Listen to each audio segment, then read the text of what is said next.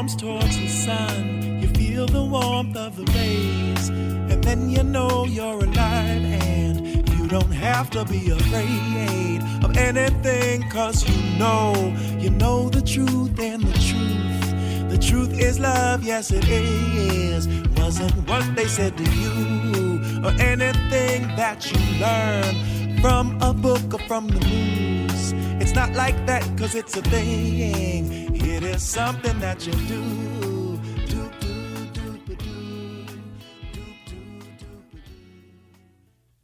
Welcome to the Bassline. Mark Oshinskie is the custodian of a brilliant Substack. He is also the author of Dispatches from the Scamdemic. He is clear, he is insightful. I am very pleased to be joined this hour by a man who raises a lot of good points, Mark Oshinskie. Welcome to the Bassline, Mark. How are you this afternoon? Thank you, Jeremiah. I'm fine. In the larger sense, I guess. Yeah. Concerned about what happened, of course, still, but yeah. Thanks for having me on. My pleasure. So we're going to get into this discussion in a second. I just want to remind you this is a listener-supported program, so a few ways you can support are, for one thing, you can go to my Substack and become a paid subscriber. If you can't be a paid subscriber at the moment, please be a free subscriber. I want the work to get out there with no paywall, none of that stuff. I just want the conversation to continue. So please subscribe to my Substack if you haven't already. Also, you can go to jeremiahhosea.com. That's where you can get the theme song you just heard and any number of other songs. Lots of good original music over there. And again, that's jeremiahhosea.com. Or you can sign up for a chess lesson or get a loved one a chess lesson. I'm very proud to say that my son came in first place in his first ever chess tournament. He's 7 years old. He played 3 games. He won all 3 games. He wrote them down perfectly, and I'm very proud of him. I told him, of course, I'd be proud of him.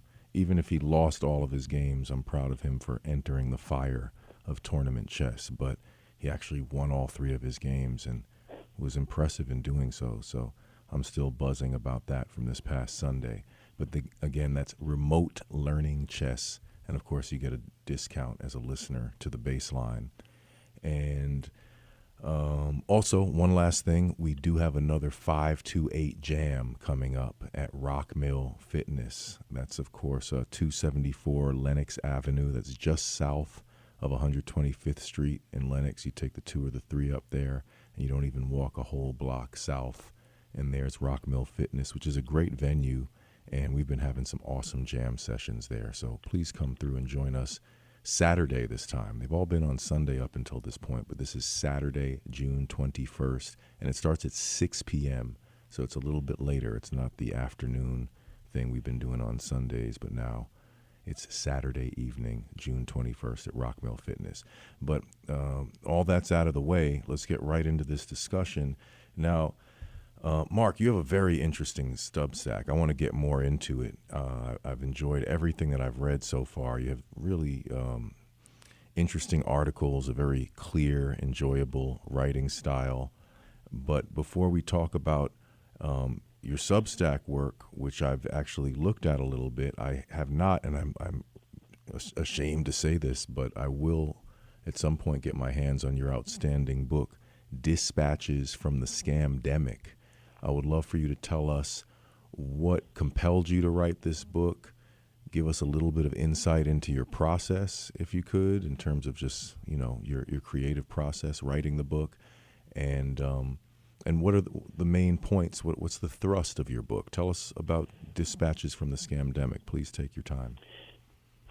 On the eve of the lockdowns, I was listening to the radio, WNYC, and they were doing a news report at the top of the hour. I was in my bed. It was dark out, and it was like 11 o'clock at night or something, and they were talking about Cuomo issuing a shelter-in-place order. And I was alone in my bed. My wife was still up working, and my ears rang. I couldn't believe that this was being seriously considered, and it disturbed me to no end, and I couldn't sleep. I said, this is the stupidest thing I've ever heard, and the most consequential as well. So I got up and I wrote an op-ed, and I entitled it, the coronavirus and generational injustice, because my take on the thing was that I knew very little about the specifics of what was going on because I'm not really a news watcher, but I knew enough to know that in Italy and Spain they had had some experience with this already, and that only old people were dying, old and frail people. And I've had a lot of jobs. I've worked with older people in nursing homes as one of those jobs, and I know what that life is like. I know what people that live in nursing homes, look like, how they are physically, health-wise. I know they're at the end of their time, and to pretend that we should lock down an entire society on behalf of this tiny subfraction of the population that is already, bound to die soon, inevitably, was lunacy. It was crazy. And so I wrote this op-ed. It was, 500 words or whatever it was, 750 words, and I sent it out to a series of friends. And I said, who's with me, basically? And no one was with me. People got back to me and said, oh, no, this is serious. Oh, we have to protect everyone, and you're being selfish, and so forth. And I had a lot of rejoinders to that, one of them being that you have to consider the larger group of people. You have to consider the impact that this is going to have on young people in particular. And they should not be kept home. They should be allowed to live vital, interactive lives because, I know what my life was like at that age and those ages, and still is, somewhat like. And I didn't think any of this made any sense. And so I continued to write about it and think about it and to speak to people about it. Most of the time when I tried to initiate discussions during that March and April of 2020, people cut me off. They said, well, you're no expert. And I said, I don't need to be an expert to know what's going on is wrong. It's obviously wrong. And by the way, I have taken and read a lot of biology. And I was an attorney for 30 years doing litigation, and I know what it means to prove a case. I know what it means to be required to put your stuff out there and defend it. And I felt like this is not being subject to any of the standards or general approach of litigation, in the sense that the government is handing down these edicts that are unconstitutional to begin with, and their facts in defense of these edicts were not at all clear. Like, no one really was able to cross-examine who was dying, why were they dying in hospitals, and it soon came out that even among the oldest people, many of the deaths were not from old age itself, but from iatrogenic conditions in the hospital. So people were being sedated to death, they were being treated with antivirals that killed them, they were being dehydrated in hospitals and so forth. So much of the ostensible death from coronavirus was really from mistreatment in the hospitals. People were being ventilated excessively, and so there's all this underlying stuff, scarcely underlying really if you knew anything about it, that was telling you that this locking down was a crazy thing. A question that I posed to many people during that time was, why are we locking down for the first time in history? This is not the first respiratory virus by any means. We have them every year. And so what makes this one exceptional? You have to demonstrate to me, you have the burden of proof because you're trying to radically restructure society. You have to explain to me and to the general public why this is different. As in, as the Jewish people say during Passover, why is this night different from any other night? Why is this virus different from any other virus? And no one could do that. No one would even engage in discussion about it. It was very frustrating. And so I began to write about it more. And so I wrote a series of stories, and this is what the book is about. It's a series. It's 55 stories. Some of them are events that happened to me or experiences I had during, what I call the Scamdemic. And other ones are stories from my youth, from being 7 years old and 10 years old and 15 and 20 and 25 years old, that gave me a perspective to say all this mania about the virus was unfounded and that it was going to have great costs that far exceeded any benefits. So that's the theme of the book. at the time, you will recall that there were many news reports. I didn't watch much of it unless I went to my parents' house, and they always had the TV on, of people in morgue trucks and death tickers, and all this panic mongering was going on. And I said, this is just craziness. And so much of it was statistically based, too. And I said, these statistics, again, have not been subject to any proof. They're just put out there, completely misleading people. So I said, I'm going to go in a different direction, and I'm going to explain my perspective on this based on life experiences that I've had. And as time has gone by, I've been proven correct about all this stuff. I don't mean to be boastful. It's just true that the peril was greatly overstated, the age stratification was greatly understated, and the responses didn't work, nor did the vaxes work. In fact, the vaxes have caused terrible harm to a lot of people.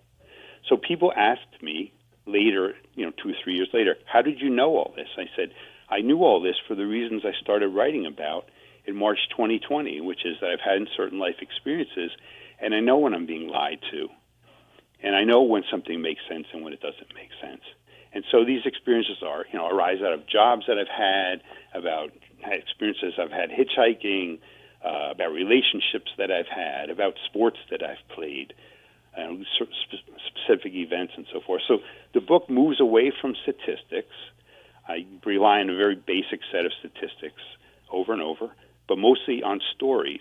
And I feel like stories are more relatable than statistics. And I know what I've experienced, and I know that what I've experienced resembles what other people have experienced. So if I'm telling a story about something that happened to me when I'm 10, you've probably had a similar experience, 9 or 11 or something like this. And so I thought it was a way to reach people and to tell them, this is why I thought it was crazy, this is why I think it's crazy, and this is why I thought it was crazy at the time. And so I did enough of these that I said, well, this is kind of a book-length project now. So it's an anthology. The book is 245 pages or so of 5-page stories. Wow.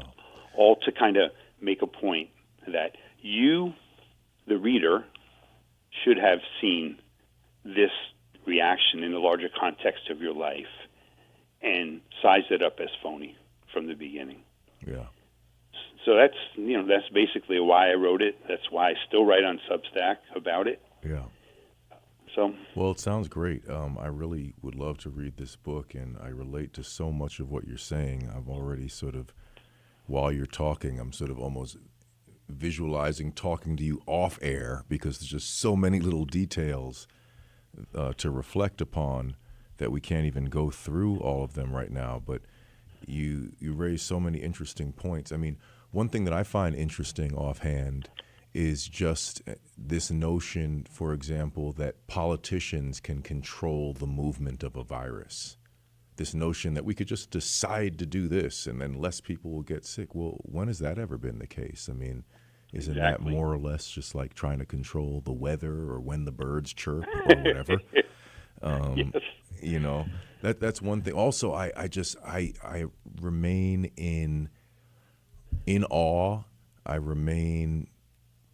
hate to say it, but I remain somewhat clueless still as to what came over people. I've never seen this effect where so many people who I previously identified as critical thinkers just refused to talk about any of this really questionable stuff and then became so defensive about it, as if they were the foot soldiers of this agenda all of a sudden.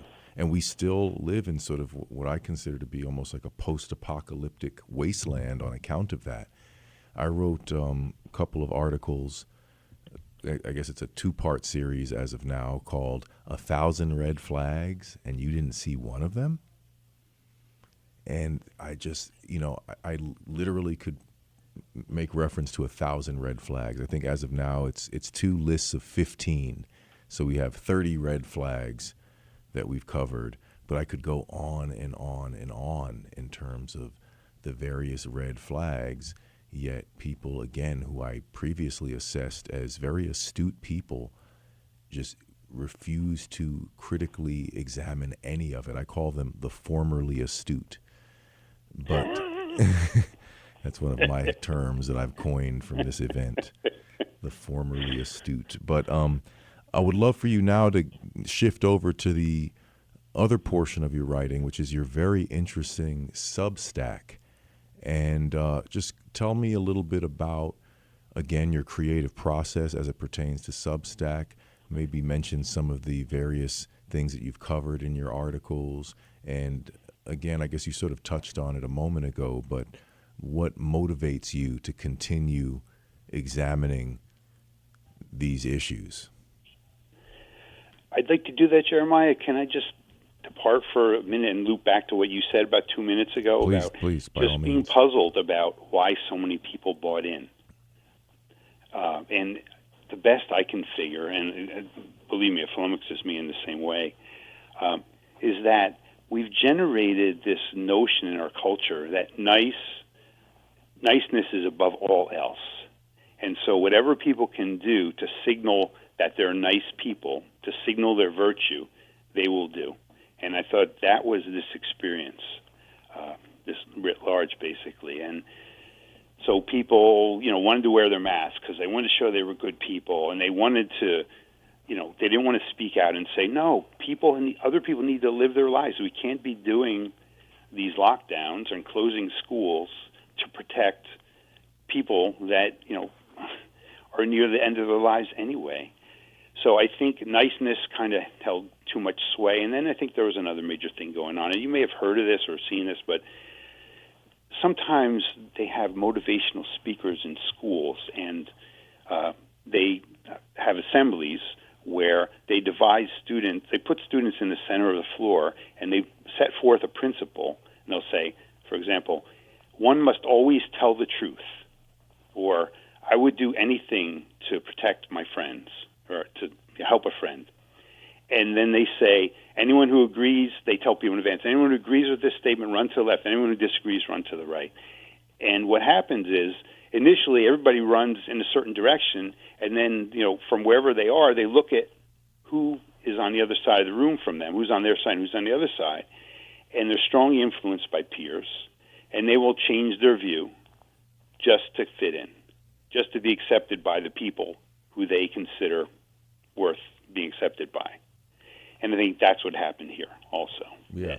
So many people wanted to see themselves as nice, and they wanted, above all else, to see other people as nice. And they thought that being nice was intervening in this super heavy-handed and ultimately very, very counterproductive way, and foreseeably counterproductive. And I think that's what happened. Yeah, well, that's a good... What do you think about that? I think that's great. And what you reminded me of immediately is just the basic principle of social engineering. And, it's an unfortunate thing, but it's basically a fancy way of saying con artistry. And, apparently in social engineering, the human element is the weakest element. So, if there's some incredible lock with some elaborate code that you would enter, well, you can't ever crack the code. It's too long a number. There's too many symbols involved. Go social engineer the person who knows the code. And how do you do that? Usually you appeal to people's niceness, people's desire to help. There's an emergency. We need to get through the password now. We don't have time to wait. And that's when, security is breached, basically. And it's just what you said reminded me of just that basic principle of social engineering. The whole society was social engineered to a large extent. Yeah, the propaganda in this matter really worked on a lot of people. And, it's propaganda is well studied, right? Edward Bernays and all that stuff. And it didn't work on me, and it didn't work on some other people, but it worked on most people. Yeah, it really did. And it's interesting now to see sort of the aftermath of it all. There's a lot of different sort of personality types, which I've also tried to write about, but I'd like to write about more in terms of some of these fascinating sort of categories of people that have emerged. Like, I highlight, for example, a group I call the triple A's, the AAAs, the anti-vaxxers, meaning people who didn't take the shots themselves, but they don't want to hear any more of this anti-vax rhetoric because, for one thing, their strategy was to go under the radar And through other people continuing to rattle the cage about that, it contradicts their strategy. You also have within that category people who I think feel a great deal of shame because they stood up and said, well, I'm not going to take my vaccine and whatever price they paid for that during the time, and then realized, wait a second, I didn't speak up loud enough to my loved ones to tell them not to take it. I made it a personal thing. Well, I'm not taking that. And I think some of those people now feel very guilty about, not at least attempting to get their loved ones to not take these dangerous injections. You also have a large category of people that I've highlighted called the silently injured. There's many people who are vaccine injured, and I think there's a lot of people who are vaccine injured and in total denial of it, if not totally unaware that their new health problems are associated with their injections. They're perhaps in denial, but then there's another group of people who they're not in denial. They're pretty clear. They can sense, they feel, they know they're vaccine injured, but they just don't have the wherewithal to say anything about it out loud. They're just trying to get through their condition now. I know some of these people. They've confided in me that they're dealing with things now, but they'll never be seen, on that other side of the fence with the anti-vaxxers who have incurred so much ire from the supposedly nice society. But I would love to hear, some of these topics that you cover on your Substack and how you kind of go about this interesting writing that you're doing over there. Well, again, I try to do things anecdotally in a relatable way, and so I tell stories, and I think of, again, why I was not buying this as everyone else was. And I'll give you an example of one story in brief. I could do 55 of them, but that would take too long. When I was 22 or so years old, I was out in British Columbia hitchhiking, and I was going to this remote area to kind of backpack by myself for a week. And I met a guy in Victoria, British Columbia. As I was leaving the city, this guy picked me up. And he took me to this bar in this small town, which was near the edge of the woods, and we sat down and talked. And he was a nice guy, this Canadian guy. And, he wasn't drunk or anything. He just having one beer, but he got this faraway look in his eyes. And he says, I got to tell you this story. I said, yeah, go ahead. He said, well, I was in the city today, and I saw, I'll back up a second. He said, I used to work on a gas rig in Manitoba, out in the prairies, and I would sit at the top of this gas rig every day in the winter. It was my job to make sure that it, was functioning properly because it involved, millions of dollars worth of gas and all that. So they would airlift him in there. He was all alone out there on the prairie on this, 40, 50-foot tower. And he sat and looked at the prairie all day in the snow. And he said during that time, he would see caribou migrating. I don't know if you've ever seen the PBS shows about that, but it's a epic sort of trip. And they basically travel between feeding grounds and breeding grounds every year.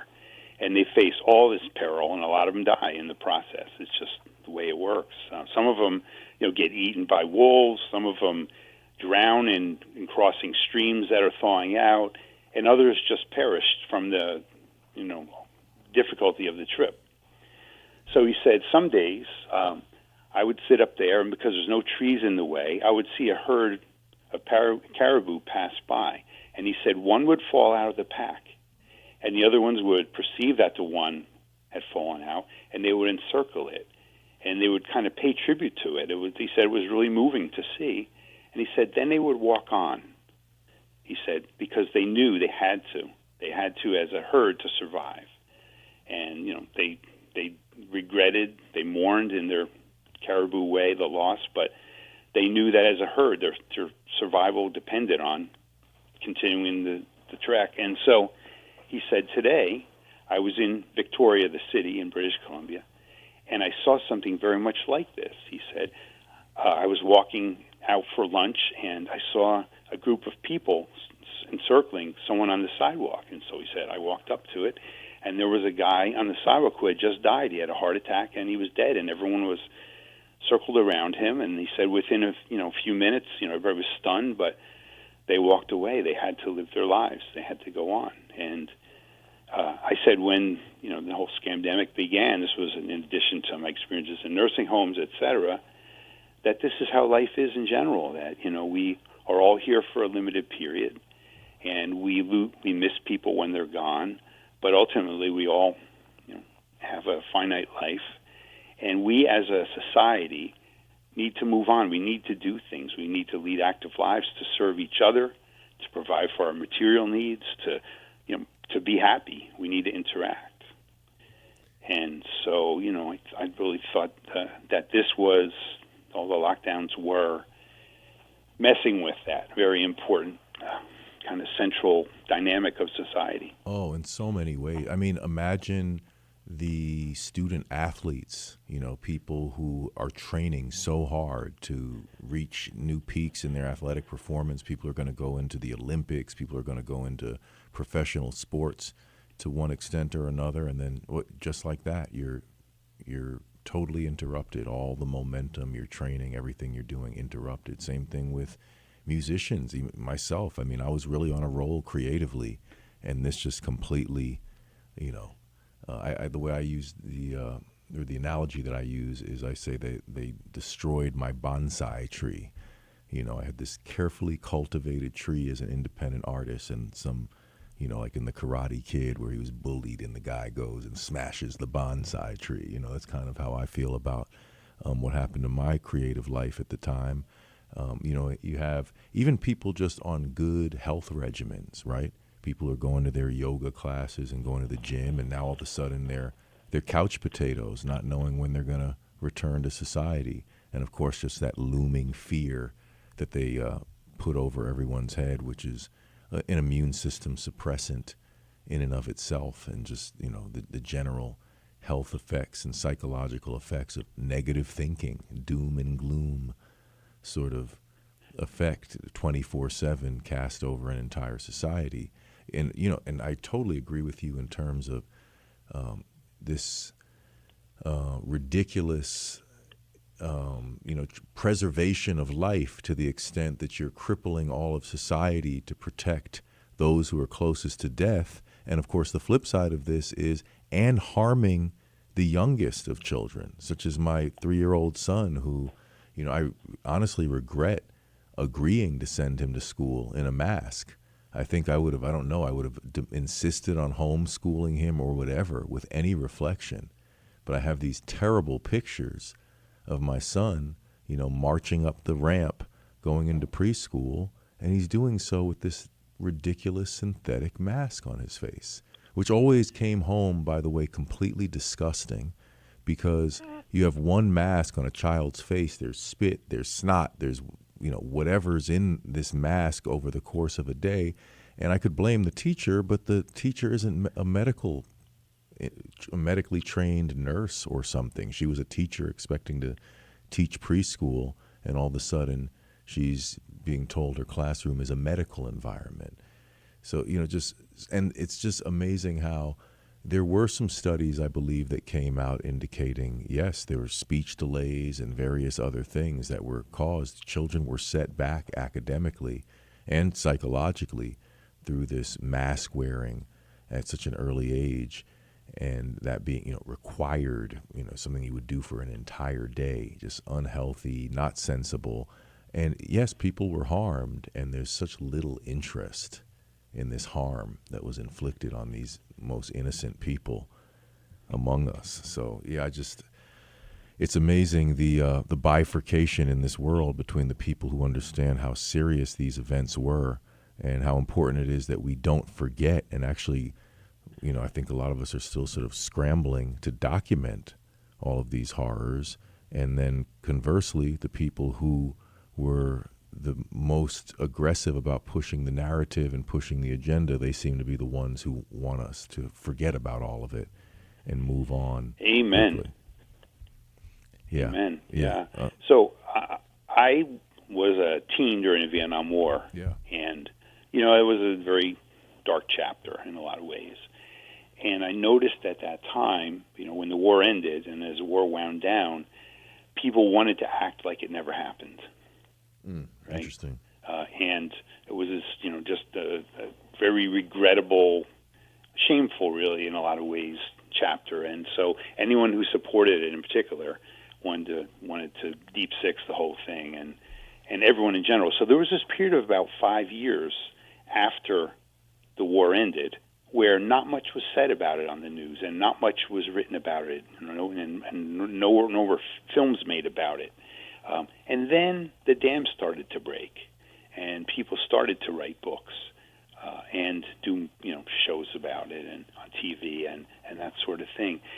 And it's part of the reason why I wrote what I wrote and put it in bound form, because I want this to not be deep, covered over and deleted from computer screens, by the way. And so I was posting on this from day one on this site called medium.com. And if you look at my Substack, you'll see, I think, that it begins in 2021. Well, I was posting on this in 2020. In 2021, I was taken off of Medium for saying unfavorable things about the shots, which, by the way, were all true, not only at the time, but certainly they've been proven true since then. And they basically deplatformed me, and so I went to Substack. And so my notion is, even on Substack or whatever, you can still be deplatformed. So I think it's important to have books on this. I know books are a disfavored medium now, but I think it's important to have tangible things that you can put on yourself and no one can take them away from you. I agree. Right? I like that kind of hard copy approach. And also, I think it's been proven, not that anybody cares, but I think it's been proven that people learn better reading off of a printed page than off of a screen. I think there's higher retention in old-fashioned reading. But I would be curious as to your experience in terms of what we experienced socially and what we discussed earlier. What would you gauge in terms of people waking up to any of this? What have you experienced? Have some people come back around? Are you noticing little cracks in the armor of the branch Covidians, as I call them? I mean, what have you noticed? I mean, I'm seeing, like I said, a whole different range of personality types, including, unfortunately, people who were big time sort of medical freedom people in the beginning of this, and some of the most courageous people who have kind of faded away a little bit, regrettably. I think things are just heating up in some departments, and a lot of people played, the Captain Fadeaway effect. People we could use speaking out still who have gotten quiet, but then some people waking up on the other hand. What has been your experience? I think that is going on, that there is a reluctance to talk about it and a desire to prevent other people from talking about it. I, from day one, have been kind of in other people's grill about this thing. And so people know to avoid me because they know I'm going to continue to bring it up. As a matter of fact, I made a T-shirt, and I made about 200 of them, and people bought all 200 of them, and it said, I survived Coronamania, unmasked, unvaxxed, unafraid. And I wear it when I go out publicly still, and I still get a lot of side eye when people walk by me. They don't want to engage with me, but they're kind of sneering at me as if to say they don't like my message. Other people come up to me and hug me or high five me. Yeah. And so, I can only go by one of the stories I wrote in the book is about me being a movie usher, and I did that for a summer. And I noticed that every audience kind of reacted the same way to all of the jokes in the movie. Like, some jokes were a little funny, some jokes were very funny, and the reaction was uniform across groups. So I think you can learn a lot about a large group, and this is what market research is, right, by sampling a small group. And I would say that based on my dealings, wearing the shirt or talking to people about this, there is a strong desire to deep six the whole thing, and which only makes me more determined not to. Well, that's great. I love to hear that kind of determination. Anyone who would like to... You can imagine I've lost a lot of friends over this. Yeah, I've lost some friends as well, made a lot of new friends. Exactly. My argument is, or my rationale is, if you need me to take dangerous experimental drugs to be my friend, I don't want to be your friend. It's okay. I'll pass. Yeah, good point. Yeah. Exactly. If anyone would like to join our conversation, if you have a reflection you'd like to share, of course, the number is 888-874-4888, 888-874-4888. We'd love to hear from you. The Bassline audience always has something interesting to say, so please give us a call. We'd like to hear from you. But I'd like to, in the meantime, first of all, I would like you to take a moment and just make sure that we know how to follow you and how to purchase your book. Just give us the rundown of how we keep up with you, how we support you. I'm on Substack, and my site is called Dispatches from a Scamdemic, same as the book. And so the book can be ordered only directly through me. I decided I didn't want to do it through Amazon, etc. I don't want to make Jeff Bezos any richer or any of that other stuff. So directly to me, you can email me. You can either go on the site and send me your contact information in the comments, or I can understand why you wouldn't want to do that. You probably can just email me, and this is my email address. The hockey word, forecheck, FORECHECK 32 @gmail.com. So, people can reach me that way, and actually sold all the copies that I had printed. So if I get another surge of orders, I'll have more printed. Excellent. Yeah, that sounds like a great shirt. I'd love to have one. So let me also ask you, Mark, in terms of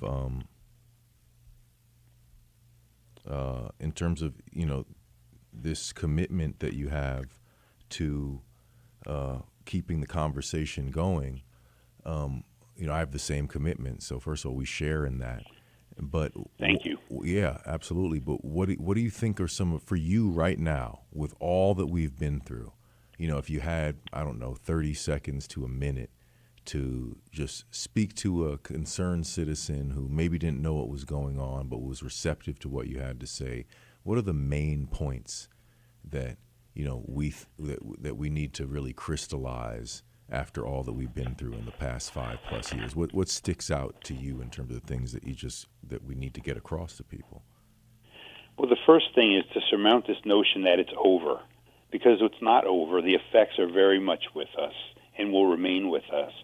Everyone who had any money in the bank, worked hard to put that money in the bank, lost 20% of the value of that money because the government spent crazy amounts of money propping up pharma, propping up teachers' unions, et cetera, in order to facilitate the whole scam, right? So they glutted the economy with money, both in the Trump administration and during the Biden administration, in a way that just makes things really, really expensive for people. And people work hard for their money, and they're suffering from that. Another thing is this, that so many people, like you alluded to earlier, were building towards something. And some people were, achieving on high levels, you could say Olympics or being a recording star or whatever. But other people just had experiences they needed to have at that age, or were playing sports but not at the highest level. But we'll be missing memories from that period. It'll just be a void in their memory where there should be some really life-affirming experiences, right? Yeah. And the long-term effects of that on mental health, just going to be horrible. Like you alluded to, the lost friendships and whatever.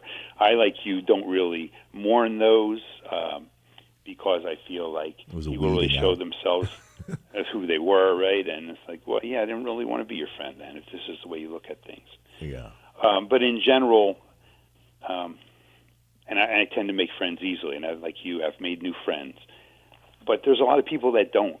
They're a little introverted or whatever, and the losses that those people are going to suffer. So that's my main message. This isn't over. Yeah. The past is prologue, and what happened is a terrible thing, and it's going to have lasting effects for decades at least. to say nothing about, the censorship that was brought to bear on all the opponents, right? And all that infrastructure is in place to do more of that. And, I could go on, but those sorts of things. We're still dealing with the wreckage of this. And, of course, all the vax injuries. And I don't know if you've heard of this, but 2 weeks ago, some major science journal, I read the article, came out with a study that said that rats who were vaccinated in the lab, they did a study, lost 60% of their oocytes, their eggs. Wow. And so if you're a woman, who's getting into her late 20s and so forth, and the natural egg supply has been depleted by time anyway, and you had shots, you're in greater peril now than ever of infertility, because it's a good chance, they say, that rats' repro systems resemble human repro systems. That's why they study them.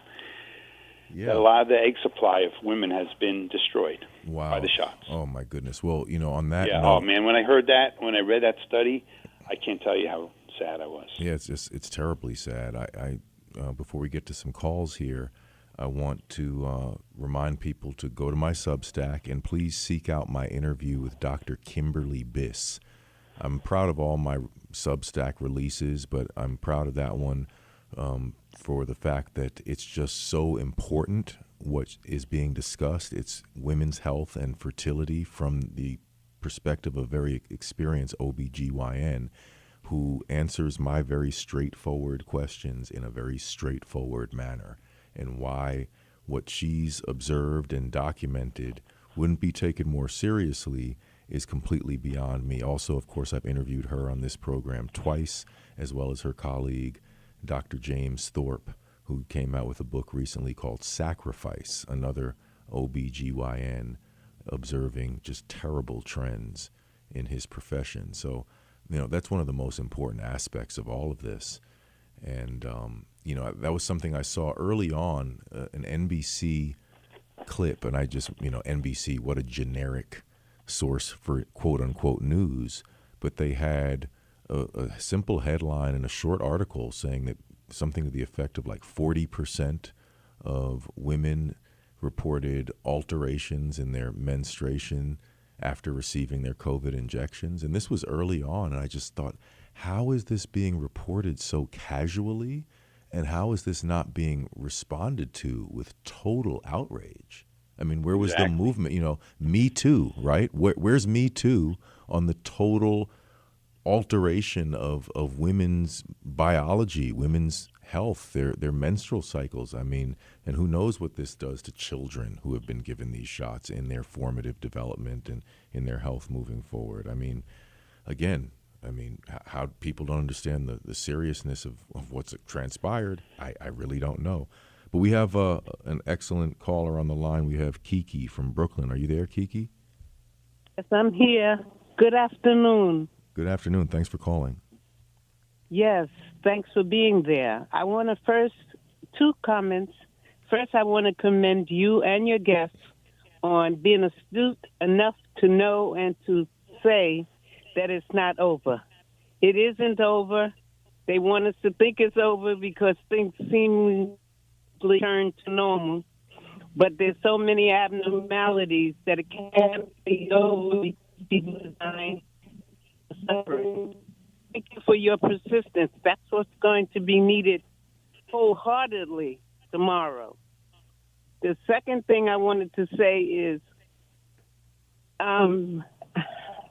I feel that I'm literate and aware of things. So when I listen to podcasts, I can pick up from middle where they're going and why. I think the question that you and the young person mentioned earlier about why did so many people go for the okie doke, as they used to say, is because it's out of context. Someone needs to settle down and write something from the beginning. You have to begin in the beginning with truth in order for it to be true. Like, for instance, you need to know that there's no such thing as an outside external virus. Every book will tell you that. They don't know. That's why they're still hiding from it. There's a hammer against people's consciousness and fear because they don't understand. They haven't looked up virus, internal molecular organism. It's not even an organism. It's a personality of the immune. Look up and see. They need to understand. The Bible, I think those are the first words. In the beginning, you need to start at the beginning. The fact that, what's his name? Fauci and Gates, their history, their parental history is genocidal. Okay? So anything that they create is going to be genocidal. That's just common sense. We need to delineate the truth from the facts from the beginning. The virus is not external, it's not functional because it's nothing because in molecular structure, then you don't have anything to fear. Just knowing that one fact negates everything else that came behind it.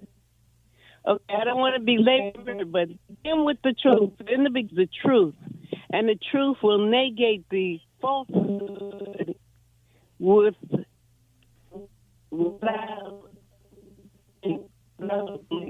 Yeah, Kiki, we're losing a lot of your words. Oh, I'm sorry. Yeah, I think I got the better portion of what you said there, but sometimes you were getting kind of digitized. I don't know if there's some sort of interference on the line. They digitize everything. Okay, but not to belabor it. In the beginning, that was the beginning sentence in the Bible. Start at the beginning. Start with who these people are, and then we can tell you what their actions mean. Yeah. Okay, that's what I wanted to say. Thank you so much, Kiki. I think you made some great points there, and I really like what you said in I terms agree. of, people not having a context for what's occurring around them, and then, it's a perfect atmosphere for confusion at that point and manipulation. Very much so. That's why when you attack something, start at the beginning. Start with number one. Yeah, and actually, you raise a great point, something that I've tried to harp on as well, which is I find it truly amazing in terms of people, the branch COVIDians, as I call them. They were so into their vaccines and their masks and all this stuff, but were very dismissive of this question, where did this virus come from? That now your whole life is going to be organized around this virus. And they were very quick to say, oh, that's not important. Which to me, the analogy I use actually, and I use this analogy in my last Substack article, is sort of like walking into a room where there's a dead body on the ground and immediately emphasizing that it's not important how the person died. Let's just move on.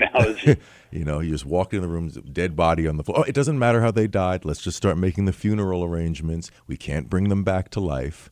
Where, I'm thinking, no, it's very important what happened here for legal reasons, for every reason, for historical reasons, for medical reasons. In the case of this, gain of function pathogen, some people say that, COVID only exists in two places, on your television and in the minds of the people who watch that television.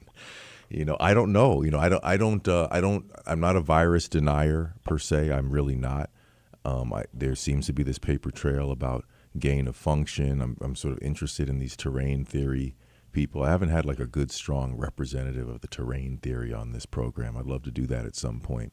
But and I think also a lot of this escapes sort of a lay person. I think a lay person such as myself, I can only understand this stuff up until a point. There comes a point where I just literally lack the vocabulary and the framework to understand some of that discussion. But I'm empathetic with the people who question that deeply, because we know so much of this was based on PCR fraud, for one.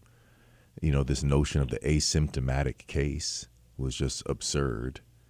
And this notion... They've never shown a virus. They've never shown us. They've never shown us a diagram. They've never shown us. So I don't think you have to be educated anything in order to either something is or something is not. And the dictionary, medical, and Daniel Webster both confirm the non-existence of an external virus as a thing.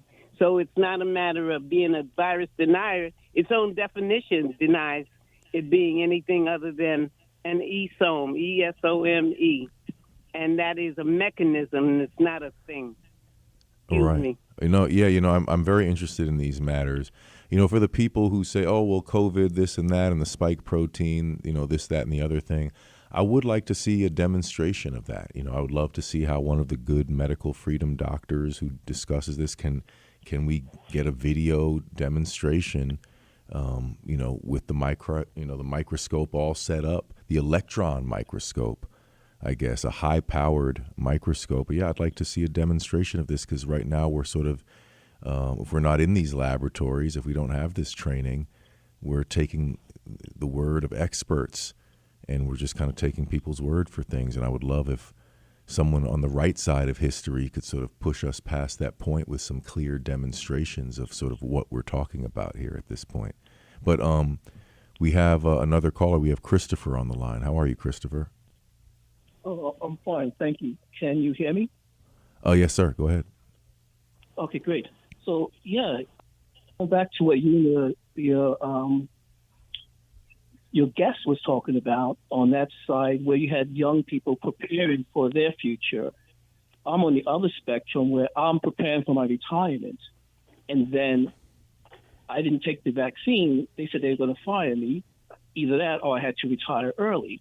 So that's, 6 years of my pension that was affected. So you're thinking that, I'm approaching that age, I'm going to retire, I'm making my plans like these young people. And then you wind up having to deal with that, losing your medical benefits, losing some of your pension, and then you have to, whatever you have saved up, now you have to extract that because you don't know if you're going to get a job, because this whole thing is going down. Right. So then you have to take your money out of your TRA, but then they penalize you. And the other thing is that one day I'm going to the hospital, I'm seeing patients. The next day, they wouldn't even let me into the door. I had to sign papers outside of the hospital, not discussing my retirement policy, my exit policy, all these other things that you normally sit down to and discuss with you. Nothing like that. They just, boom, bam, like I was carrying a plague. And the way people just changed was incredible. And it's scary because you feel like, my God, these people can turn into animals. And what if one signal kill people, And it makes you have like this really low thinking, I guess, for a better word, of human beings. Yeah. Yeah, I say they held the human race in low esteem, apparently. Yes, and it's a terrible feeling that you have to go through, but it's the realization, though. And I guess I can see how this all came about, because for years they've been showing, like in the 80s, all these pandemic movies, and as the gentleman, your colleague or your guest was saying, how he watched these small groups.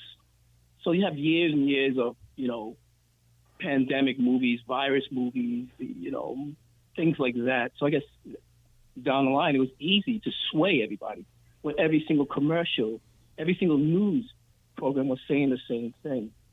And that is right on target. Everything they were saying was like contradictory. Drink alcohol, lower your immunity.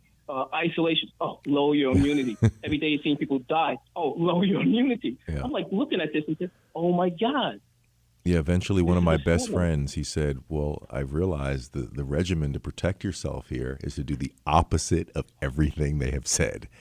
They say stay inside, go outside, get fresh air, get some exercise. They say live in fear, don't be in fear. They say isolate yourself, no, stay in contact with other people.